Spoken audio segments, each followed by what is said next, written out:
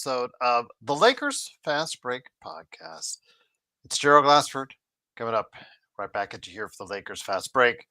Pop Culture Cosmos, where we cover the latest news and trends in pop culture each and every week. Twice a week, wherever you get your podcasts. On the latest Pop Culture Cosmos, I went ahead and I covered, along with TJ Johnson, an update on what's going on at the box office. Not only Final Destination's Bloodlines, big win. Plus, we also take a look ahead at the Memorial Day weekend. Will it be the biggest Memorial Day weekend ever at the box office with Lilo and Stitch, the live action remake, plus Mission Impossible, the final reckoning? Will it be the final Mission Impossible? Well, you actually have my answer on that. I will go ahead and say on the latest Pop Culture Cosmos. Plus, we cover Love, Death, and Robots Season 4.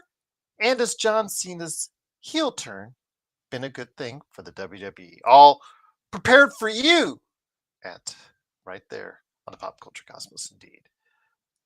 Guy who we need to talk about, Leon, you seem very Indiana favoritism. So like Vari, sports baby. He's a happy guy right now because this is, of course, the Lakers Fast Break. Truly cannot thank you enough for joining us. DBSH, hopefully all is well with you, my friend. Truly appreciate it. Yo! Don't forget to like and subscribe. If you want to become a member today of the Lakers Fast Break, do so at $2.99 a month. Best deal in town. Let's also as well like and subscribe to get the latest notifications on when we go live on the air with the latest Lakers Fast Break podcast. Nick, I know you're gushing. Why don't you just become an Indiana Pacer fan? Let's just go ahead and make you an honorary Indiana Pacers fan because you seem to be gushing over Halliburton. Yes, he did help spur the comeback, almost choked himself because he had his toe on the line, but his teammates, including Aaron Nesmith, bailed him out as the Indiana Pacers took control in overtime and outlasted the New York Knicks with a great comeback in the fourth quarter. 6 3-pointers from Aaron Nesmith as they win game one of their Eastern Conference city. Intel Wild says, I'm in Vegas. He bet 400 on the Knicks to win by 5 with 4 minutes left. I look like a genius. But then the last 3 minutes and overtime happened. Yes, they were up by double digits with 3 minutes left, Intel, and unfortunately couldn't seal the deal. That was a great moment in basketball history when Tyrese Halliburton had the Don Nelson type rim bounce. And unfortunately for the Knicks fans out there in MSG and out there worldwide and yourself betting on it, it did fall through. Now, again, we were thinking that because that toe was on the line like KD and like also as well Kawhi Leonard from the past, that ultimately the Knicks would prevail because they gave them a second breathe on life. But unfortunately, that for the Knicks fans, that was not meant to be, as the Indiana Pacers, again, spurred by a good game by Tyrese Halliburton, also as well 6 3-pointers in the fourth quarter by Aaron Nesmith as they win 138 to 135. Thrilling game, absolutely exciting game. Yes, I know that Nick T is again all over it. The Indiana Pacers fan that he is. He is clutch, Gerald, Leon. We'll see. Yeah, You're awesome. He's doing more in clutch time than LeBron is. I will give you that, but we'll see how this lays itself out. LeBron James, if you didn't hear, finished 6th in the NBA MVP voting today because the MVP voting did get announced, and SGA, as I had predicted at the beginning of the season, did win the MVP. And congratulations to him. Okay? Vari was saying now there's talk around the NBA and all the podcasts that shows, is he the best player? I'm like, no. Whoa. I said he would win the MVP, but I am not calling him the league's best player. Jokic is still the league's best player. You don't do what he does on the court, averaging triple-double, and not be the world's best player right now. He is the best player of this decade and still is the best player on the planet. If you had to go ahead and pick one player, you'd still would pick Jokic. pretty much every time out. So congratulations to SGA. We will see that game tomorrow. I do not have a listing yet on it on Playback, because Playback unfortunately doesn't have a listing of it. They have every other game of the East and Western Conference Finals except for that one for some strange reason. But I should be able to still, even if it's not being able to scheduled ahead of time, I still should be able to post it live on the air. So shouldn't be something of interruption for you guys watching playback.tv/Lakers Fast Break with us and watching all the playoff games. Indeed. Um, yes. Nick T says Bloodhound Halliburton doesn't get enough recognition. Yes, he does get enough recognition. Nick T, he is all over the media. He is front and center. He is going to be an all MVP, an all NBA player. His jump shot, which wasn't working for him as well in the first half, not only got 2 air balls, but he was also frustrating Vari quite a bit. Seemed to work enough in the second half, and his drives, obviously he was able to go ahead and be able to work a lot of magic on the drives and also kicking out to shooters for 3. They did execute well down the stretch. Absolutely give them 110% credit on that. Yeah, Leon, if you check on the shows that actually went more in depth, yeah, I know he's called the most overrated player. I know, but I believe amongst the people that voted, amongst the players that were voted, because this was done amongst players, the players who did vote on this, I think the total of about it was under 10, as far as the actual number of players who voted him the most overrated player in the NBA. So you probably have to take it with a grain of salt. And no, by far away, he's not the most overrated player in the NBA. But cannot thank you enough, DBESH. He celebrates 7 months of membership. He says Pacers OKC finals could be cool. I think it would be, especially the fact that both teams like to get out and run. Can the Pacers hold on to the ball? Because as we've seen, OKC is just so tremendous on the ball defense. They've got hands swiping down on you. They're not afraid to get fouls. And yeah, absolutely. Like Nick T said today, Brunson had 7 turnovers. Unfortunately, a lot of that came at the wrong time. Now, he went out of the game with 5 fouls with about 10 minutes left in the fourth quarter, but the Knicks went on a run and went up by as many as 17, I think 17 or 18 with about 7 minutes left. So you figured, hey, it was all good. Even they were even up by 14 with 3 minutes left. And you're like, hey, it's all good. But Vari was, have you got a chance to hear our playback? He was absolutely beside himself, cursing up a storm. Well, how many flops did Brunson have? He did flop quite a bit, Bloodhound. He did flop quite a bit.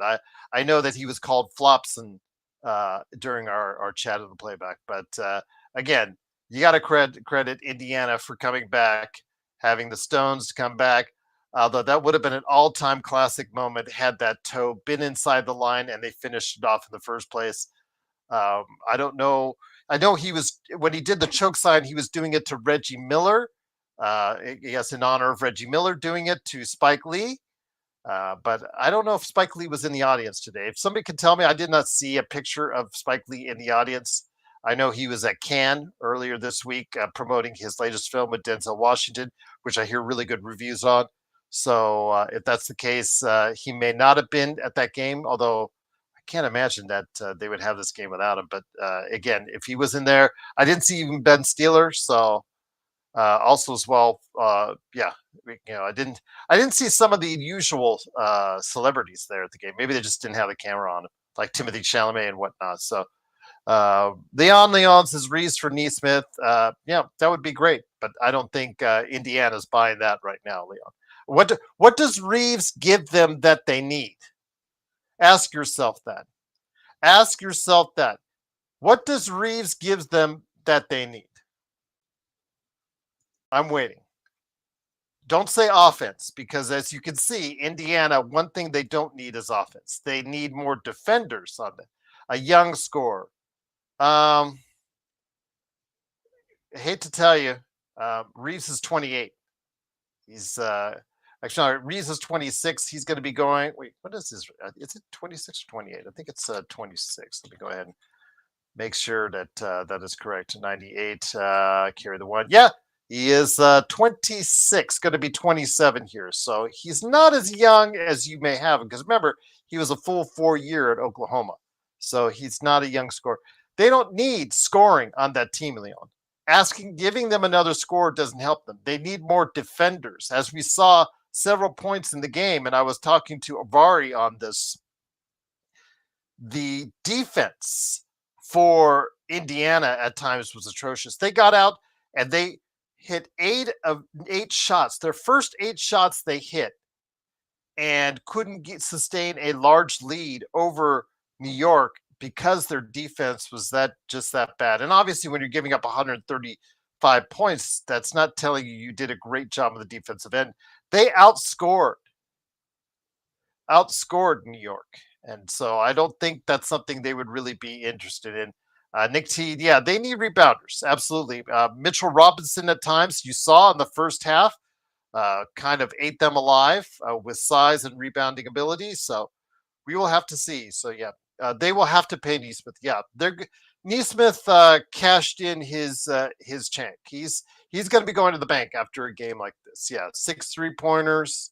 We'll definitely see what happens with Aaron Neesmith. But yeah, he is going to be given a large contract if he's eligible for an extension. He has one more year. He has 1 more year on his current contract, so he can be issued an extension. It is only $11 million. So as you can see, for a guy that's shooting 43% and your top defender, giving you the 3-and-D look there, he is going to probably get as high of an offer for an extension as they can go. So absolutely, 20. He's got 2 more seasons. I'm sorry, 2 more seasons at $11 million. But I believe he could still be offered an extension this summer. And if that's the case, I would probably, if I was him, I would turn it down and wait till he could qualify for something larger. Because what he qualifies now on his $11 million salary probably can't be probably can't be great enough for his needs. JY says Nico was right. You need 2-way players. That's where the game is going. Luka and LeBron needs uber athletes around them. Yes, absolutely, JY. I would never question you on that. Absolutely. Something we know all along. And DFS, even though he is limited on his output, I mean, the guy has some certain talents. He is older than 30.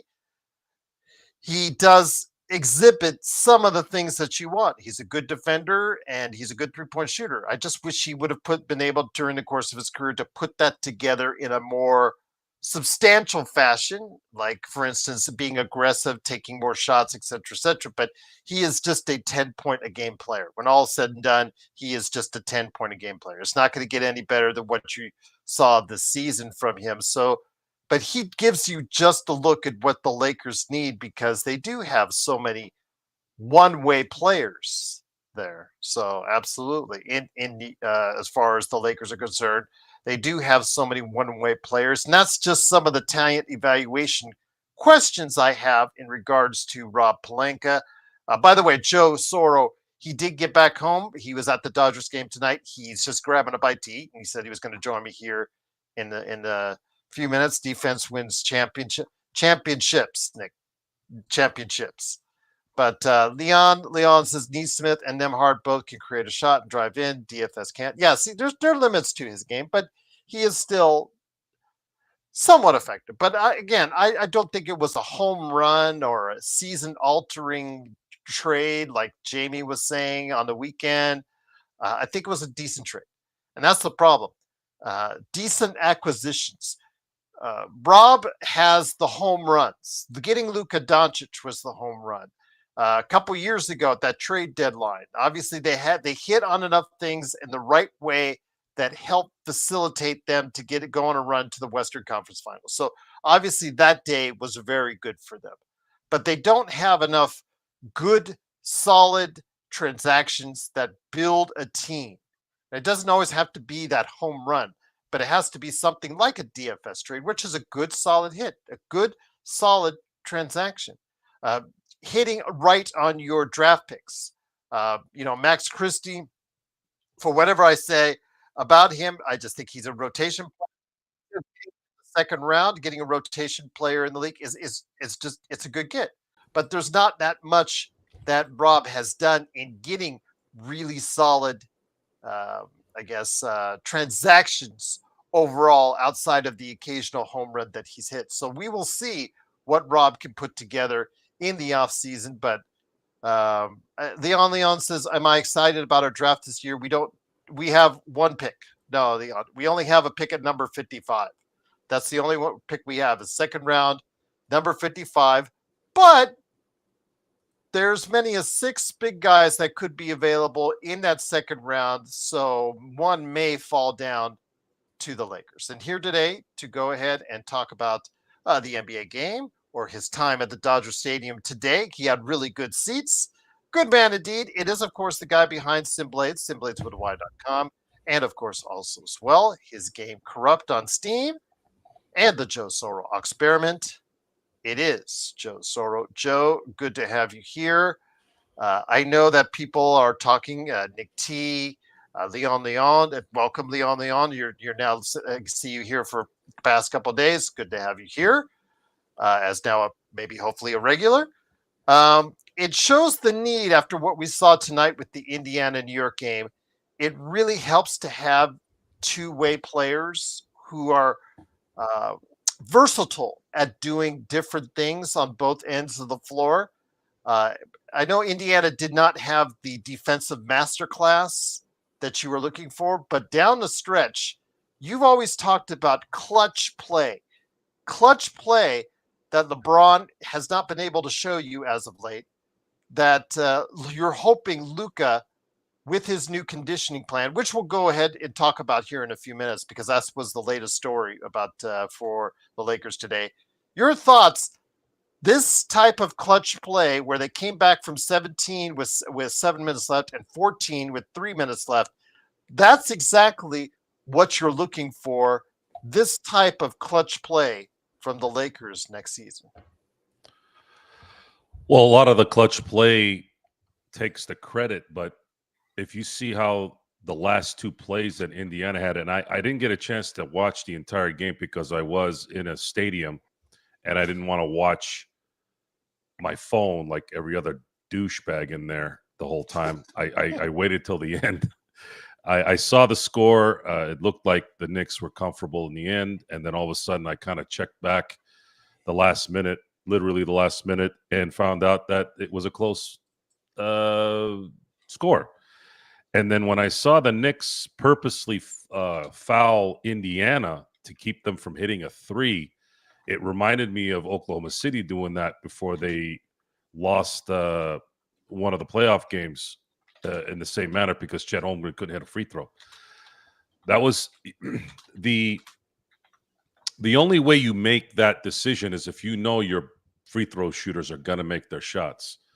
And you don't necessarily do that with 15 seconds left in the game because you're probably going to have to go to the line at least 3 times. And do you have the guys that are going to hit 6 free throws in a row? If not, you're wasting your time. So you're just better off just playing stout defense, making sure you're one-on-one, and just don't let them shoot a comfortable 3. If they make it, they make it. But I think you risk more by forcing them, thinking you're forcing them to have to hit free throws and still be behind when you still have to hit free throws so that you don't relinquish that 3-point cushion. Nonetheless, looking at the end result, that pick and roll, well, actually, it wasn't even a pick and roll. That drive and dish by Halliburton to, I think it was Naismith. Yeah, it was Nesmith. Yeah. Nesmith. Wow. I mean, that was as well as beautifully executed bounce pass that you could there's the one that was Nembhard for a layup as well. That might have been the one that I was talking about. Sorry, okay, the Nembhard one. I thought that play was, I remember watching it as I'm trying to watch, I think it was Ohtani was at the plate at the time. I'm like, Jesus Christ, that play was just wow. Props to Rick Carlisle. Maybe JJ can learn something from how they execute at the end of the game. I'm not focusing too much on Halliburton's shot. That has some relevance, but it also was an extremely lucky shot that went in. The way it bounced up, Don Nelson style in 1969. But the way they executed in overtime after being down, I think they were down 5 out the gate, and they still. I know Knicks fans are going to get mad when I say this, but you guys deserve this a little bit for what you did to that guy in New York after you guys beat Boston. They threw a full trash can on him. Trash bags. Yeah, I saw that trash bags That was on that. pathetic. You should be Classless, very classless. The people who okayed that while watching that and the people that actually physically did it, you deserve a soft air rifle bullet to your face. Seriously, like no joke. Like you deserve a paintball in your face at 10 feet for something like that. Because I don't think it's worthy of ending a life, but definitely you making heard it what hurt. happened though. You heard what happened though. That after was invited when Halliburton heard about it on the Pat McAfee show on ESPN. Yeah, he brought him in. That was nice. Beautiful. He's gonna for game 4, I think it is. Game 4, yes, it is. Yeah, game 4. Now, the gripe that the Knicks do have, and I know it's a quick play, so there's no way to really see it, but that was goaltending, barely. Yeah, and if the Knicks get that score, it might have won them the game. But they can't relinquish that lead with 3 minutes left. They pulled the Lakers. They pulled an LA Lakers in that game, and it ended up costing them. However, I did pick this series to go 7. So if the Knicks win game 2, I don't see how they wouldn't be able to win one game in Indiana, make this 2-2, and then go back and forth until we see who wins game 7. I could see Indiana winning game 1, which they did in New York, and I could see them win game 7 in New York. It's very, very possible. It's nice. I got the chance to see the end of the fourth quarter, and then I got a chance to see overtime, and was very impressed and very, very, very impressed with the competition and very impressed with the game, despite New York, quote unquote, blowing it. But I'm looking forward to watching hopefully the next 6 games too. Once again, it is the Lakers Fast Break, late night Lakers Fast Break. It is Gerald Glassford along with Joe Soro. Just want to let everybody know we'll be on a little bit earlier tomorrow because John Costa will be joining us. It'll be after the OKC game along with Minnesota OKC game 2. Again, if I would just try to do what I can to hit live. I know playback has not had it listed yet. Hopefully they will correct that. But yes, look forward to be on playback.tv/Lakers Fast Break tomorrow. Joe, with that said, obviously it's early lead for Indiana, but that brings us back to the Lakers and also what the Lakers will be doing going forward. One of those things was as far as until Wild still pissed because he bet on New York, Joe, $400 here in Vegas. So sorry to hear that. He had it. He had the game, and they just couldn't close for some weird reason. And I was starting to wonder, would the Pacers be a better matchup against Oklahoma City versus New York? Because I think Oklahoma City's defense would probably cause more problems for New York, being that they're extremely ISO. Whereas Indiana can be ISO, but they also play really good team basketball. If I'm Oklahoma City, I believe Oklahoma City is going to win the series in 5 against Minnesota. I would hope that New York wins the series because I think they beat New York in the finals. Unless Brunson hits 50, goes nuts, and there's nothing you can do about that. But if it's Indiana and Oklahoma City, I think that could be, in terms of competition, that might be the best series to watch as a spectator. I agree, but we'll have to wait and see what happens. It's going to be very interesting. Game 2, again, for Minnesota and OKC is tomorrow. And then after that, we will get to game 2 for New York. Yes, Leon, I love clutch players. Clutch players are, to me, the kind of people in real life that come through when things matter the most. those are the guys I like. That's why we love Robert Ory. That's why we love Derek Fisher. It's why we love Kobe. It's why we love Michael Jordan. There's a lot of players out there that have been successful in their careers, winning championships, winning multiple championships. But the ones that play clutch basketball, those ones have a much higher spot in my view, because it takes a certain man mentality to be that guy, and I enjoy it. I like those results when they're clutch. JY with some good comments tonight. Again, the Lakers have pick number 55. So I will be talking over with not only Stone Hansen, but also I'll try to bring on maybe one or two more draft experts before draft day to see if what the Lakers might have available. There's still about 3 weeks left before you have to go ahead and stay in the draft or go back to college or international play. So we'll see what happens there. But JY's asking you, let John Costa know there's only been one player to lead the league in scoring and win the MVP in the regular season and the finals and be first team all defensive. Oh, by the way, MJ did that 4 times. You're preaching to the choir. Yeah, he JY. did it in 91, 92, 96, and 98. Mm-hmm. Yep. Michael Jordan has statistics that don't translate to a normal brain. You have to actually truly understand what it take what those statistics entail. And more important than that is it's very difficult to know how good someone is when they are not, when they're, you haven't watched them play, when you don't know the results. That feeling you get when you don't know what's about to happen. It's different. It's different knowing Michael's making that shot in Utah with everybody hurt versus watching it on YouTube. It's just a big difference. Let me ask you this, DBSH. Thank you again for the super chat, my friend, and renewing your membership with us. 7 months and going strong. Halliburton, to you, is he a Mr. Clutch in the making? He's Joe? already Mr. Clutch. He's already been very clutch. It's crazy to think that the Sacramento Kings had him and a clutch winner in De'Aaron Fox, and they couldn't make it work. Hilarious. That's even worse. I think their mismanagement over the past few years has, I think, exceeded anything Rob has mismanaged.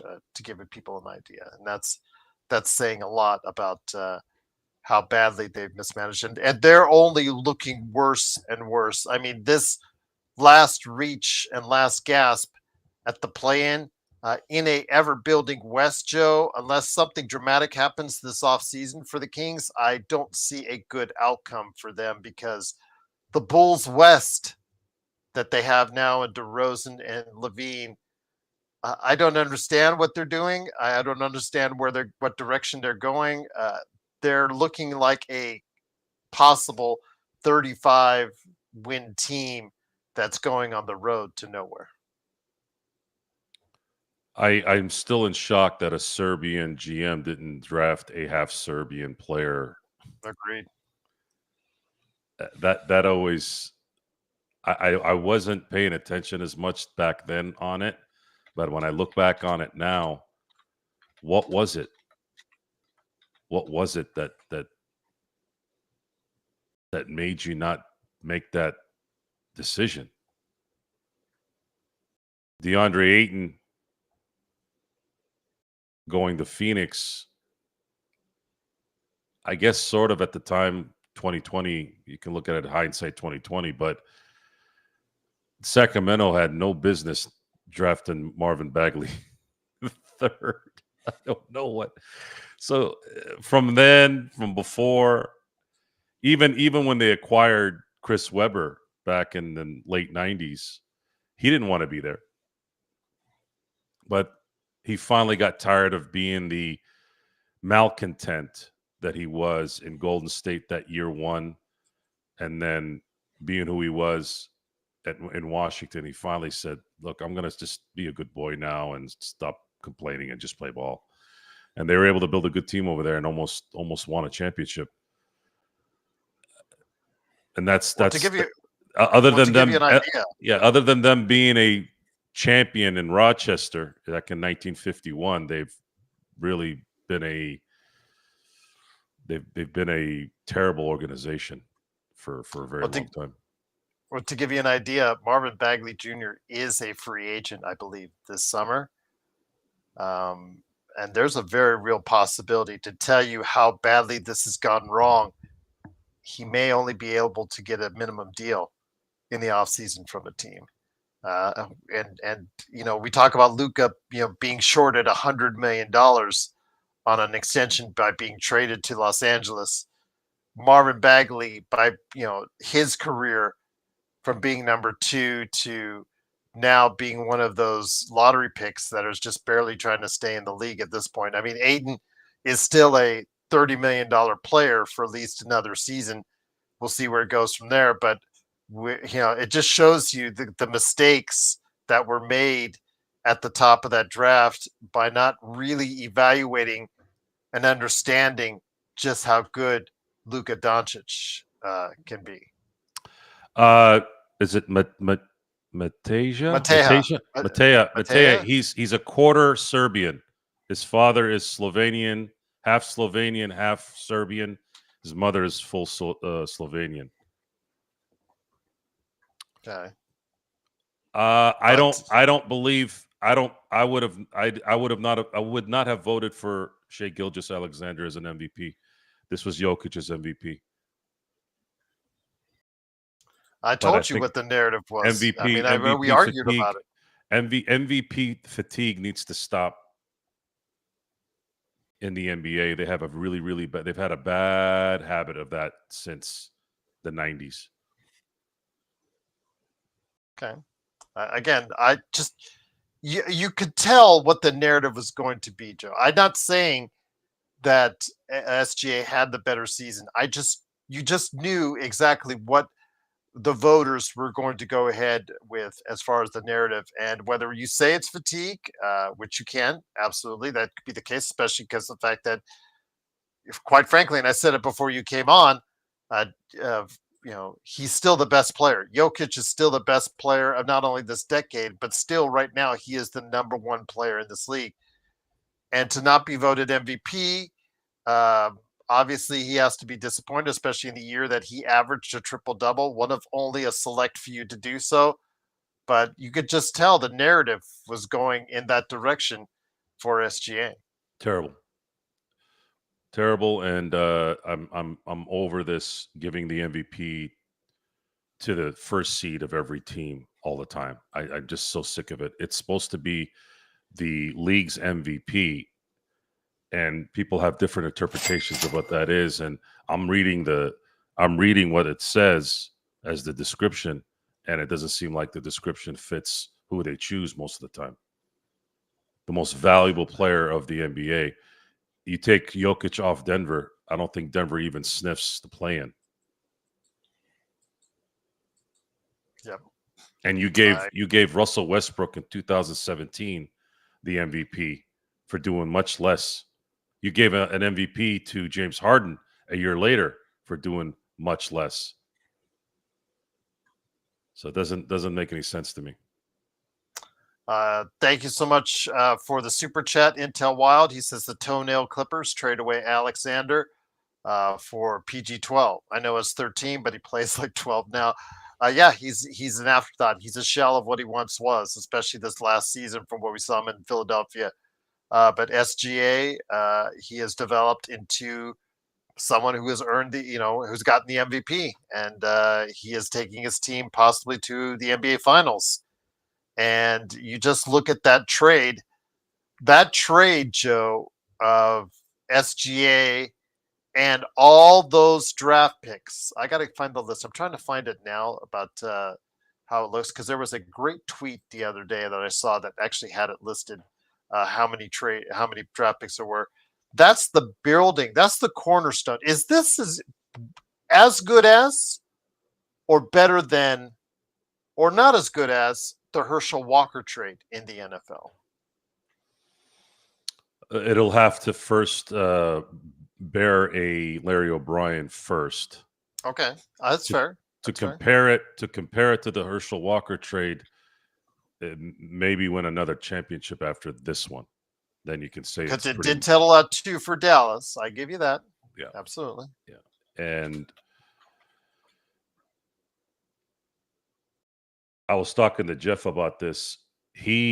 Jeff and I, as similar as we are in a lot of ways, we are opposite on so many levels too, on decision making.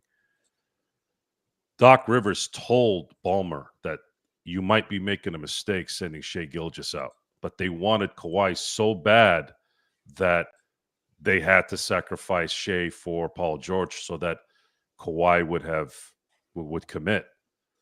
Mhm. And I wonder if anyone else that was a prominent coach other than Doc Rivers, if he would have listened to him. Maybe they looked at Doc and said, "Well, Doc, you haven't necessarily been good at making decisions in a lot of these series that you've been blowing. I don't know if that played a factor in it." But the fact that that's on record that he said you might be trading this guy, you might be trading a really good player that's going to flourish down the road. Well, here's that trade. It was SGA and Danilo Gallinari, along with a 2021 first round pick, a 2022 first round pick, 2023 first round pick, 2024 first round pick, 2026 first round pick, which they have yet to use, by the way. That's the last one, plus a 23 first round right swap and a 25 first round right swap. That's it's a pretty big trade. It's interesting how the Luka trade has so much attention for being a one-sided trade. That might be one of the worst trades of the last 25 years. Should Oklahoma City win it all? Well, I think it will go down as such. Like you said, people were talking about how it's the greatest trade in Lakers history and highway robbery and all that. But at least Dallas got a player, a top 20 player in AD, and a first round pick and a second round player who became, Max Christie, who has played himself into being a possible rotation player down the road. At least they got that. The Clippers, they got years of futility and then let him go for nothing. Not only did they let him go, they sent everything they had on top of that. That's just mind-boggling to me how bad that ended up being. The Luka trade also has an opportunity to be one of the best trades for one team, one of the worst trades for another team. If the Lakers end up winning 2 or 3 championships, if they win 3 championships, it could be on par with what we're talking about now with Oklahoma City and Dallas and the Dallas Cowboys. The Westbrook trade is the worst Lakers trade ever. The Zubats trade for Mike Muscala is a very close second, and I'll just leave it at that. And then letting Caruso walk and picking THT over him. I would put that as some of the more notable things. And yes, I know that Magic made the trade for Zubats, but I still think that Rob Pelinka was in the room. He was the general manager. He was part of that decision-making process. So I'm not giving him the get out of jail free card for the Zubats trade. But I think the Westbrook trade is probably I think we still, after some hindsight, I still consider that the worst trade in Lakers history. Do you? The Westbrook trade?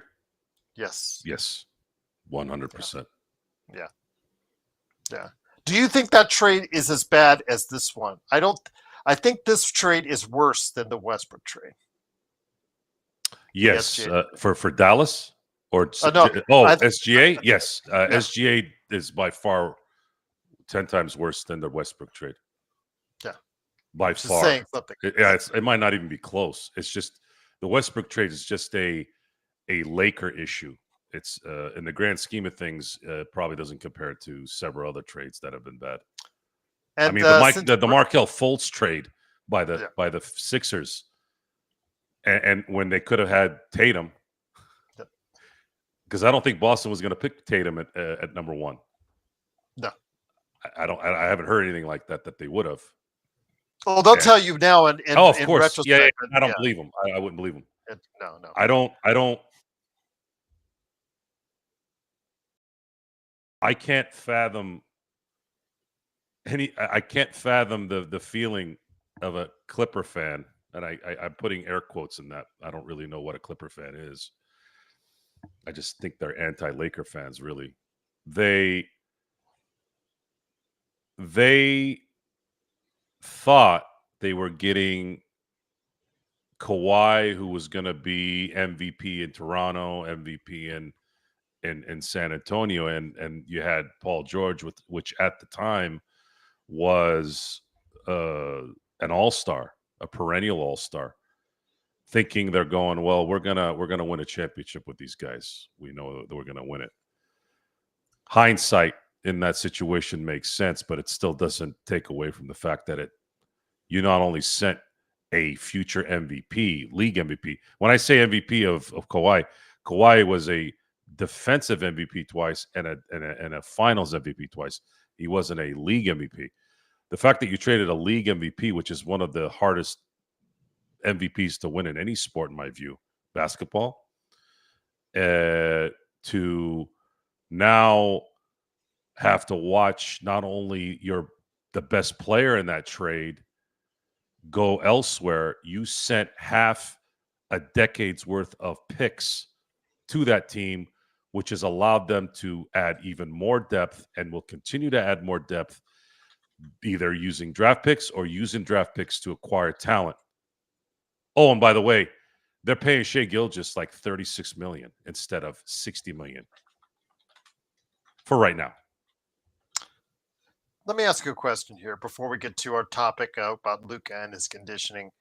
Intel Wild put in the chat. This is something Brian has reiterated. Brian G, who is a big-time Julius Randle stan. And more power to him for such, because he's having outstanding playoffs and he's going to get paid in the offseason. The narrative that the Lakers simply let go of Randle was a mistake.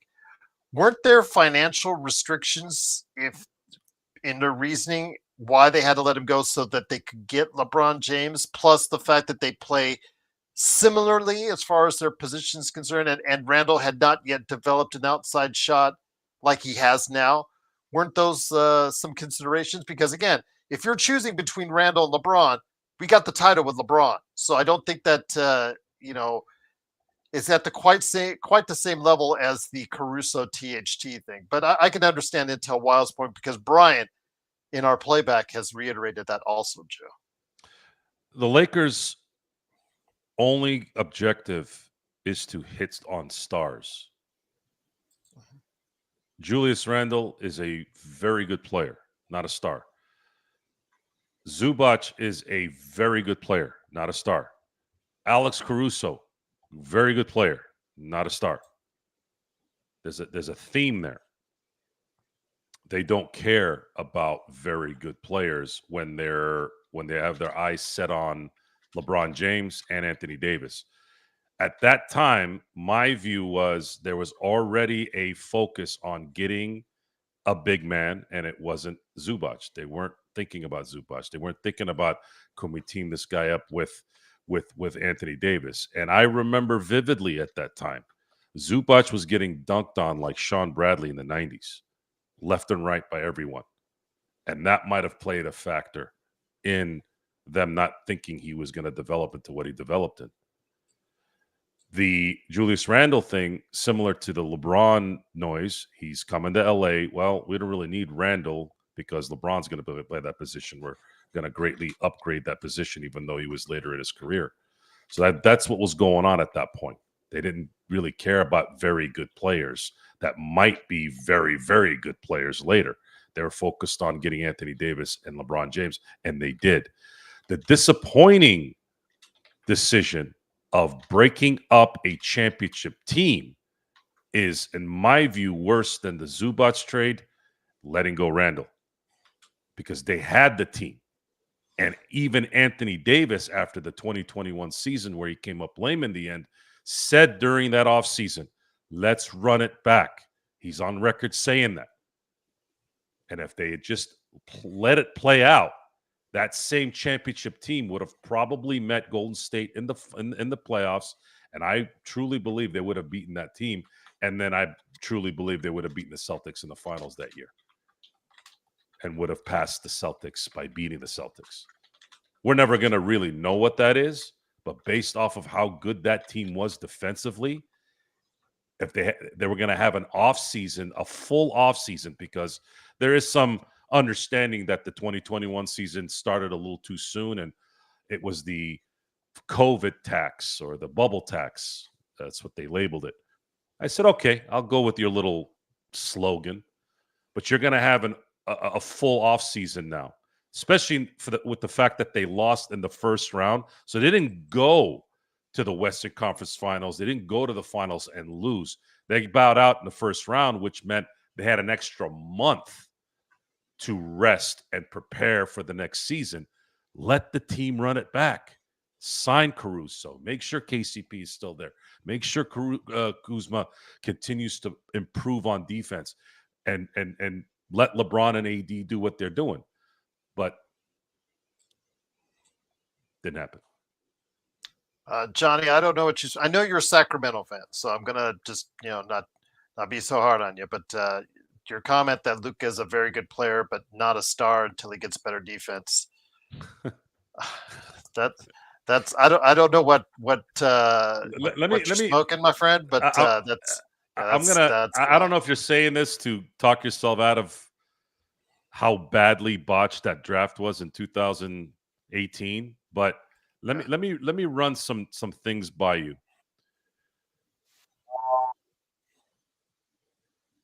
Luka Doncic has been on 5 first-team All-NBA teams. He was Rookie of the Year. He has a Western Conference Finals MVP. He's gone to the finals, and he's won a scoring title. There's not a lot of. I'm not going to. The conference MVP has just started the last few years, so that one we'll kind of keep away. But Luka Doncic, if he retired right now tonight, he would be a first ballot Hall of Famer. I'm sorry, but playing 7 years with those stats and his ability and being a first ballot Hall of Famer, that's not a very good player. That's an all-time great player. And you will be back here. You will be back here in a few years when Luka's leading his team to a championship, and we will be able to talk about this even further. And to give you an idea, Johnny, I mean, again, you're a Sacramento fan. So you got, Vlade picked Marvin Bagley, who, again, we discussed, I don't know, must have been just before you came on. There's the real possibility, because he's a free agent in the offseason, that he might be only able to, in a very tight marketplace, because there's only one team that has cap space, he might only be offered a minimum deal at best this offseason. So I understand there's a little bit of resentment because of the fact that he was not picked by you guys at number 2 if that's the case. So, but I would assume if he was on the Kings and had been chosen number 2 and had that same exact type of resume that Joe had described, I Kobe think had probably 3 offensive moves. You ever watched Kobe Bryant play basketball? Oh wow, that's Kobe Bryant. And even the most staunch detractors, guys like Colin Cowherd, even he said that Kobe might have had the greatest footwork in NBA history. His fundamentals were off the charts.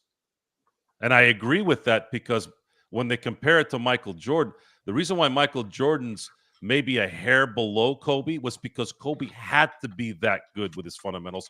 And MJ didn't have to be, because he had freakish athleticism and huge hands, and that puts him a little bit ahead in terms of, because that's a God-given talent.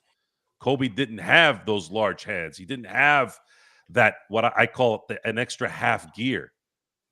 Y'all got to really pay attention, guys. If you haven't watched these guys play, I'm sorry. All due respect to John Costa, I'm cool with John because he's my boy. But if his name wasn't John Costa, I would have painted him on the wall. Y'all don't really know what the hell you're talking about. I thought you kind of did at times about. During your discussions or your yelling matches. I thought you kind of did. I mean, come on. Kobe overrated? Oh, sports baby, come on. No, I know he's joking. Kobe having 3 moves. Did you just pull that out of your rear end or pull that out of your earwax? Or maybe just snot out of your nose? I don't think it's a troll thing. I think there's just genuine misinformation and intelligence. Kobe Bryant is the most disrespected all-time great I've ever seen in any sport. Maybe Dan Marino might be another guy, but the problem with Dan is he never won a title. So there's always that shoot, okay. Dan Marino was the greatest thrower I've ever seen. Better than Favre, better than Aaron Rodgers, better than Tom Brady, but he doesn't have that Lombardi. And that unfortunately will be a detriment to the list of all-time greats because you still have to win, especially around a bunch of guys that have won and won multiple titles. Johnny said Kobe had to make 3 moves compared to MJ 2 moves to beat players. Maybe that's what he meant and said as far as, ball fake, that type of deal as far as what you need to do. I guess that's what he's trying to say. Maybe elaborate on that. So I don't know. At this point, if you don't want to touch on that, JSJ said, Sam Khan said Shaq is better than Kobe. Which brings me to a question. Is peak Shaq better than peak Kobe? No. Okay. No one other than Michael Jordan, in my view, has ever been better than Kobe at his peak. Okay. Kobe had no weaknesses at his peak. Shaq couldn't guard the pick and roll. Shaq was a liability at the end of games. Shaq against a large front could be somewhat neutralized. All you have to do is watch the Portland series, some of the Sacramento series as well. Sacramento really pick and rolled him to death. Especially on the road, he would get fouls. Shaq on the road against an elite team, even though when I say elite, they didn't maybe win a championship, but they were an elite talented team. He was a liability. He would always get 2 fouls in the first 5 minutes of a game. Kobe at his peak. And the problem with Kobe's peak, unfortunately, his true peak wasn't really at the same time as when they were winning championships. When you look at Kobe's peaks, in my view, his peak was 2003 to probably 2009. And some would even say 2008. But his knees started crapping out on him around 2009. 2010, he was practically playing on one knee. 2011, he was playing on one knee until he had to go back to Germany and revitalize himself. So Kobe, when you look at 2003, let's just stick to 2008. Between 2003 and 2008, he had the tail end of the Shaq era.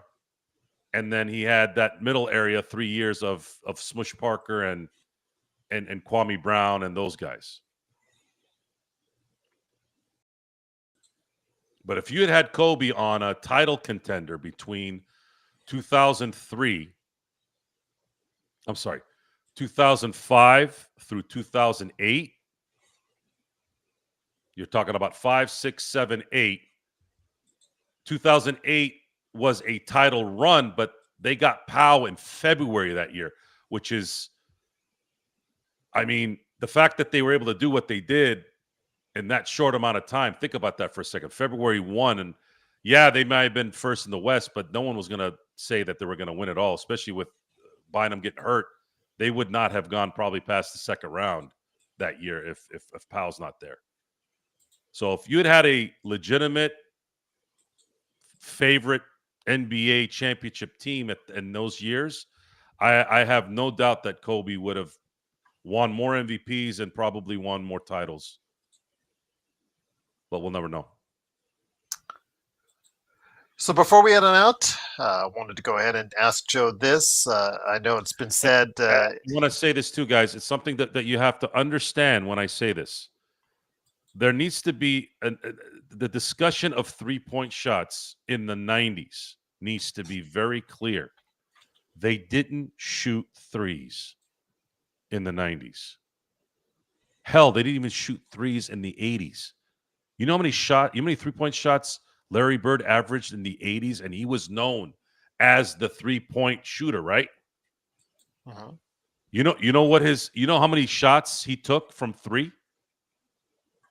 I'm going to read it to you guys. Imagine this, okay?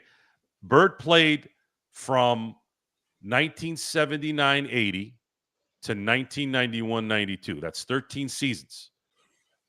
You know how many attempts of threes he shot, Gerald? How many? For his 13 years? 1.9 a game. I was going to go 3. I got an even better stat. 1 year, he shot 3 a game, and he led the league in three-point attempts.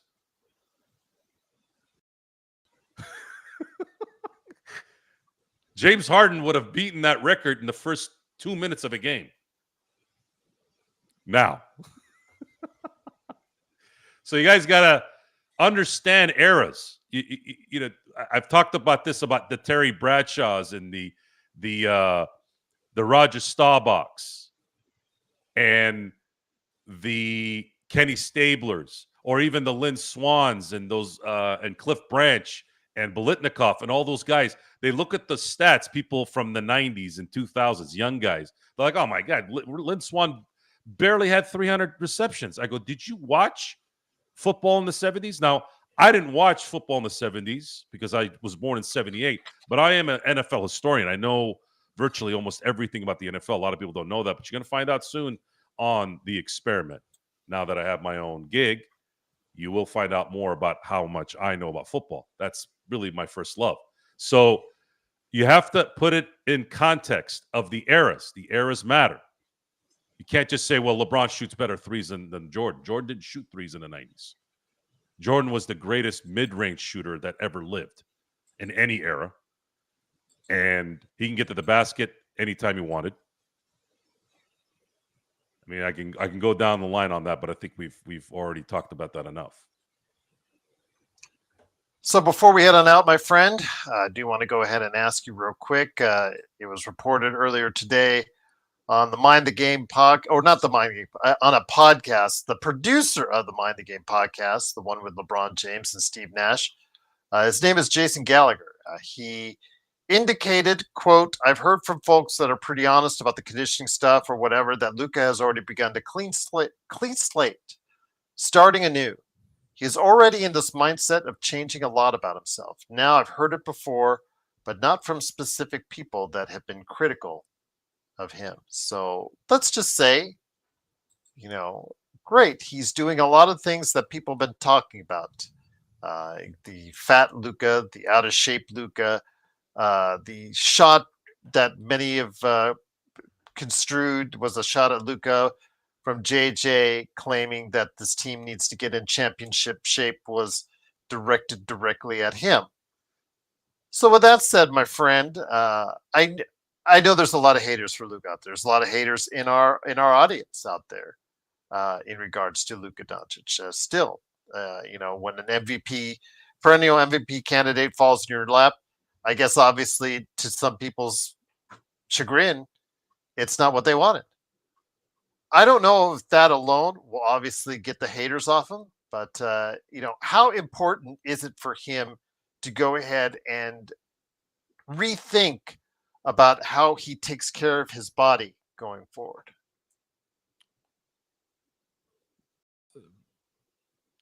If Luka wants to play at a high level for a decade, being that he is not a labor-intensive performer, then stay in shape. Eat well. You have all the resources to enjoy your life still, but also do the right regiments. You have LeBron James, who has masterfully prepared himself for 22 years with the fact that he's got elite genetics too. We don't know if Luka has anything close to those genetics. From the visual part, he doesn't. However, because he's not a high impact player, and the fact that we already have a history of Chris Paul in his run, he was supposed to have knee issues in the early 10s, and he's still playing because he wasn't a high impact, labor intensive type player. Luka is 26 years old, and he just turned 26. With the way the NBA is now, with the way nutrition is, with the way technology is going, it's only going to get better. Just do everything you can to make sure that you're ready for an 82 game season plus playoffs for the next decade. And I'm sure that there's somebody there telling Luka, if you just do this for 10 more years, there's a high probability that you could be an all-time great, that you'll be on the top 100 player list at some point, and you'll win 2 or 3 championships at the very least. Well, there you have it. Skinny Luka is not probably somebody. His size helps get him leverage on his opponent, and it also helps him get spacing.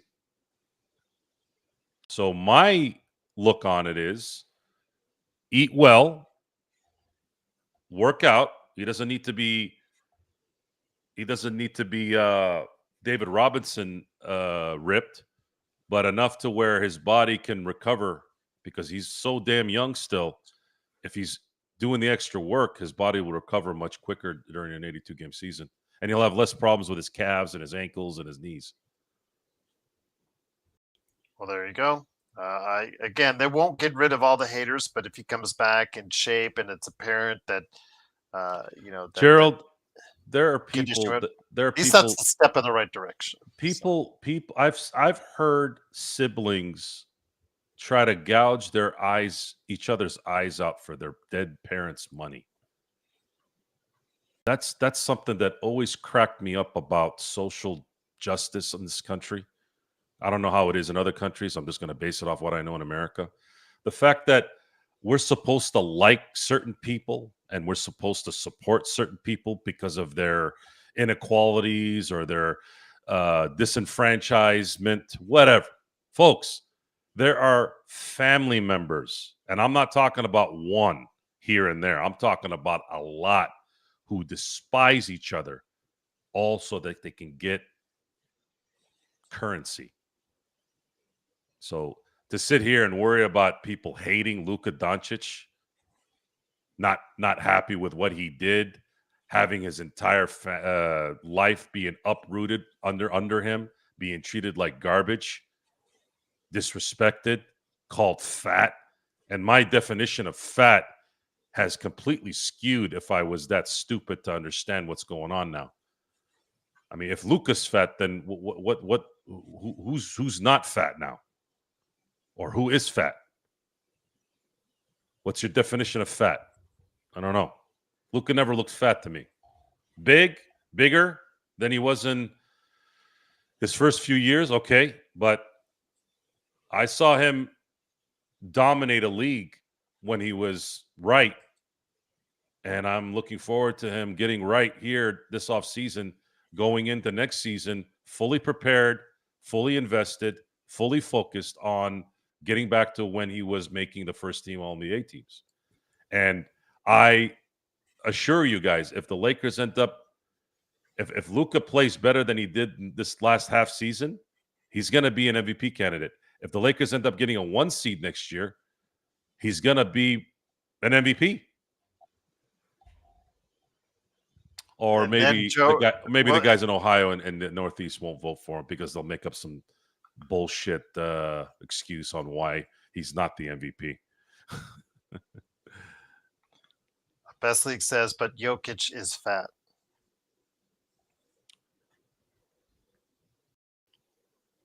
He's not. He's a big man. Was George Foreman fat?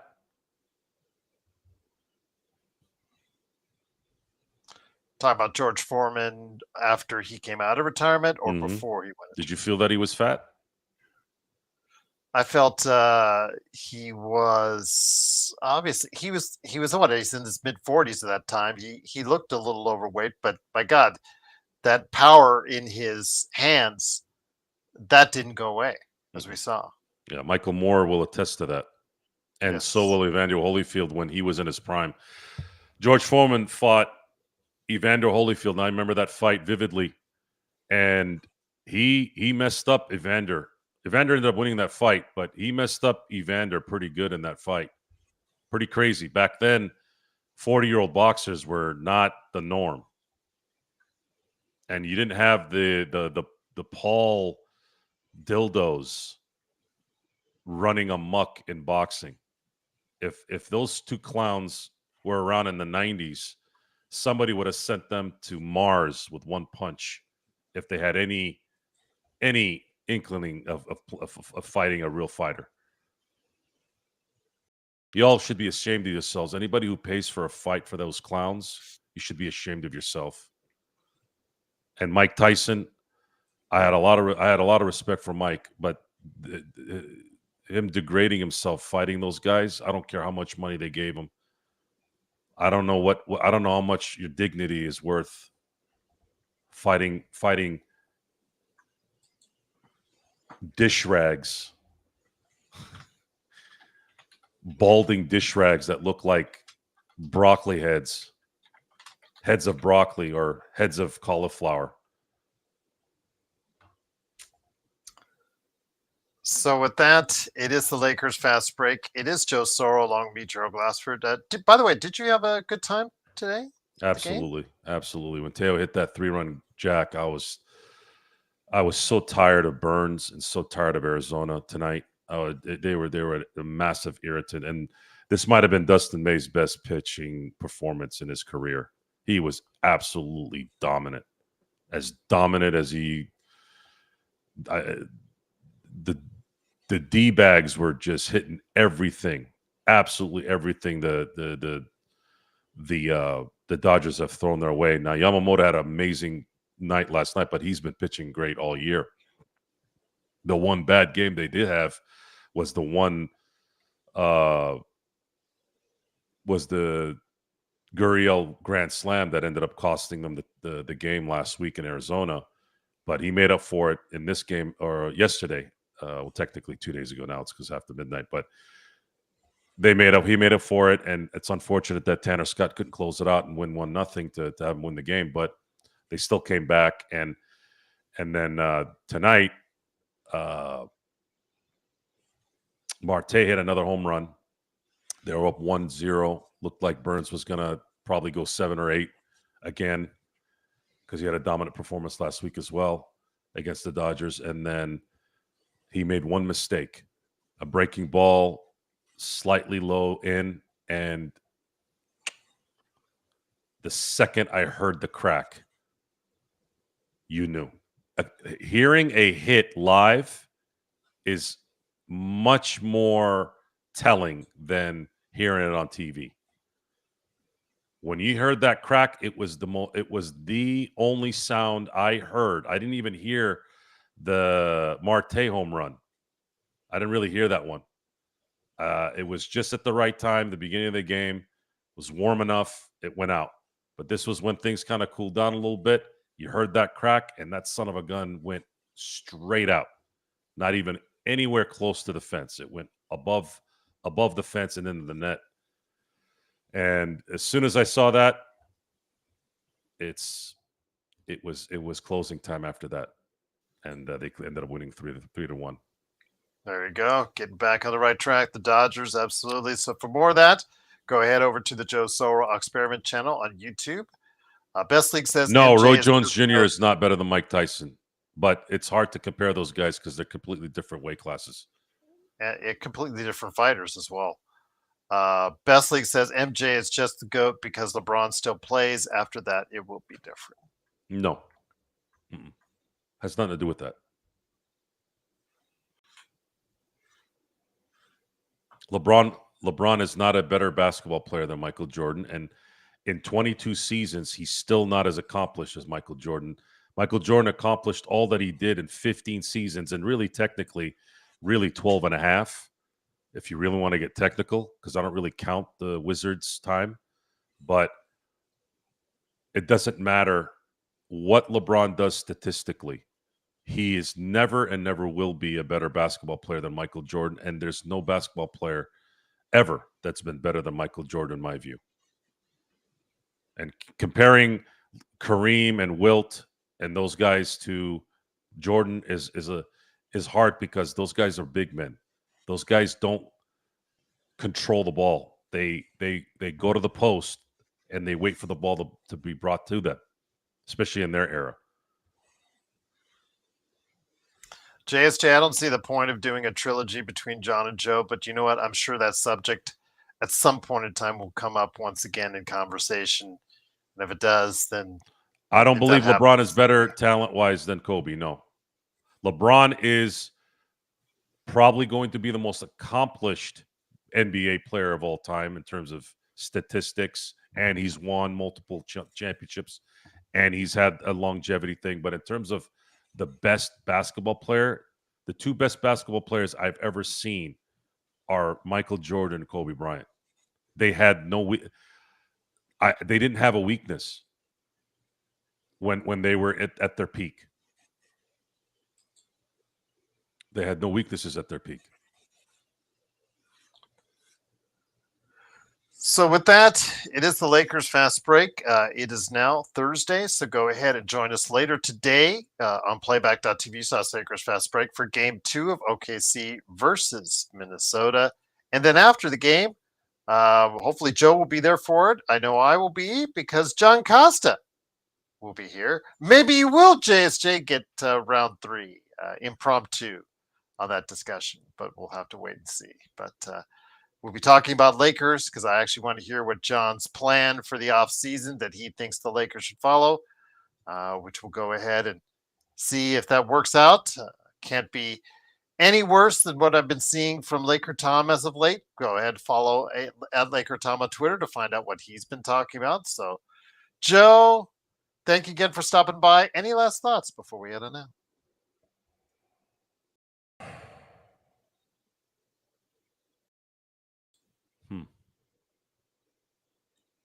No. Okay. Fair enough. Go ahead. Well, again, Black, it's not. I don't feel it's even a discussion. I think it's an embarrassment that this is still a discussion. I just don't. I don't know why it's even a discussion. Other than it gets ratings probably for the major networks.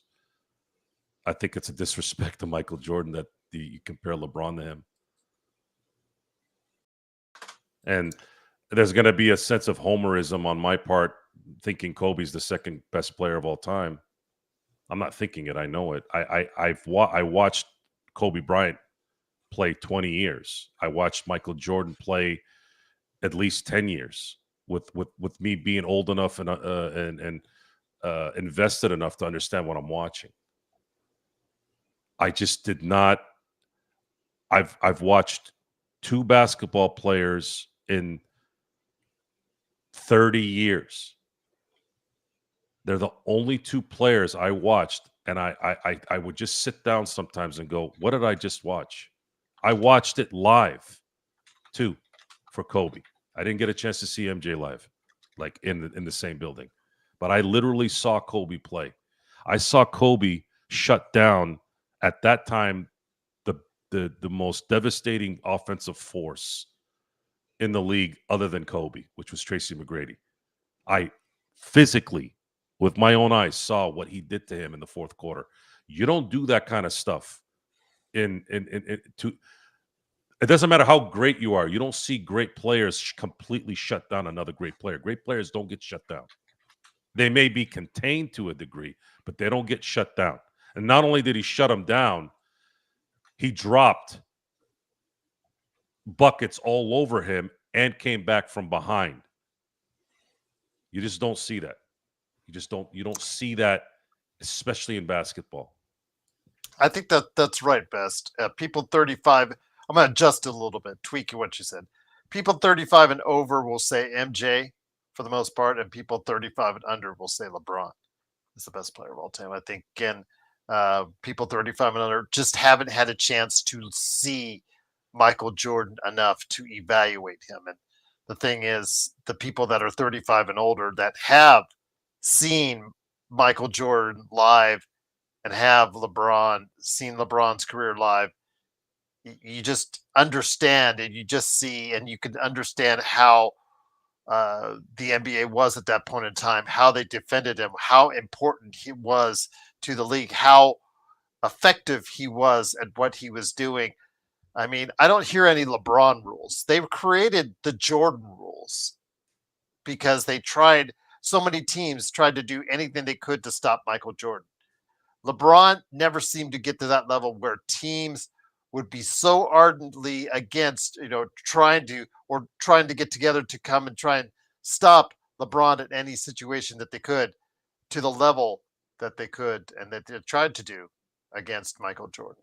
So again, it is a age perspective. It is a generational perspective. And I do believe people 35 and under, because they haven't seen Jordan, can't evaluate. So they just default to LeBron and you just leave it at that. But again, if you were able to see both live and live through both, I think you would agree Jordan is the best. Also, with Kobe, you never saw him.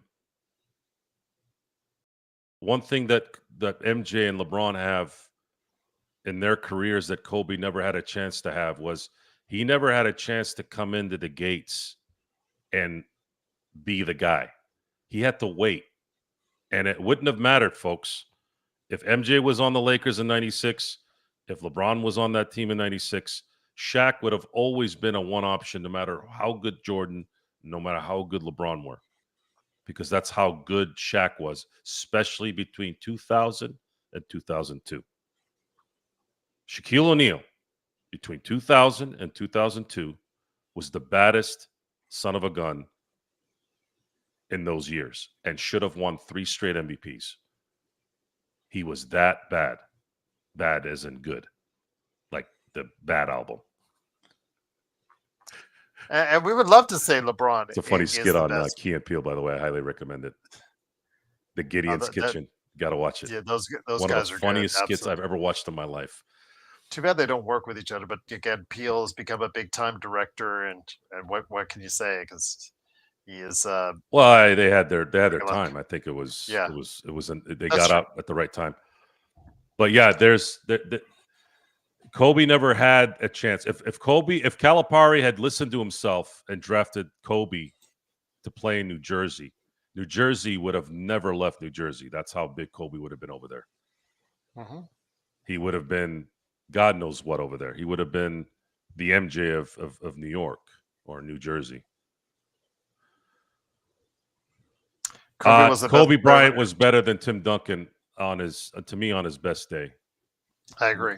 To me, Tim Duncan is the second greatest team basketball player. You could argue that behind Magic Johnson. But in terms of pure talent, no. Tim Duncan has never been better than Kobe Bryant. In my view, Kobe Bryant is the 2000s best player. Number one. And then you could put Shaq in both decades because he started in 93 and his last good year was probably 06. So if you want to put between 1995 and 2005, you could probably argue that Shaq was the best player of that decade. But as far as 2000 to 2010, Kobe's number one. And then you could put Duncan at number 2. So with that, it is the Lakers fast break. Catch us later today for the game 2, Minnesota, and also as well OKC. And then afterwards, John Costa will be stopping by. Hopefully, Joe will join us as well right here at the Lakers fast break. So for Joe Sorrell, it's me, Joe Glassford. Thanks again for watching and listening. Please like and subscribe on your way out, and then also become a member today of the Lakers fast break for just $2.99 a month. Cannot thank you enough for stopping by, especially staying late at night for this late night Lakers fast break. It took 4 years because Del Harris was a tool. Del Harris. It wasn't just Del Harris, guys. It was Shaq was notorious for